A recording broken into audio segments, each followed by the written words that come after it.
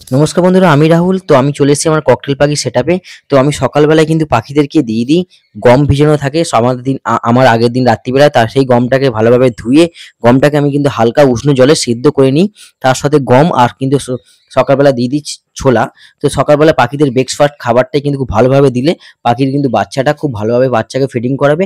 তো অনেক এখন হাঁড়িতে কিন্তু ছোট ছোট বাচ্চা আছে, ডিম আছে, তার আগে থেকেই কিন্তু আমি ভালোভাবে এই খাবারটা দিতে প্র্যাকটিস করে দিই। কারণ বাচ্চা ফুটলে কিন্তু এই ফিডিংটা এই খাবারটাই বাচ্চাকে ফিডিং করলে বাচ্চার গ্রো আপটা খুব তাড়াতাড়ি হয়ে যাবে।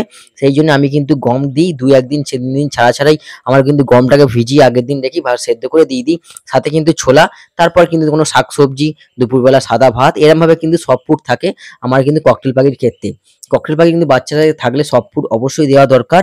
নাহলে কিন্তু বাচ্চার কিন্তু গ্রো আপটা খুব ছোট হয়ে যায়, বাচ্চা মরে যায়, বাচ্চা হজমের সমস্যা হয়। তো আগে পাখির ডিম পারলে দিতে হবে আপনাদের এইসব সবার খবরটা দিতে হবে। ভিডিও ভালো লাগলে চ্যানেলটা অবশ্যই সাবস্ক্রাইব করুন।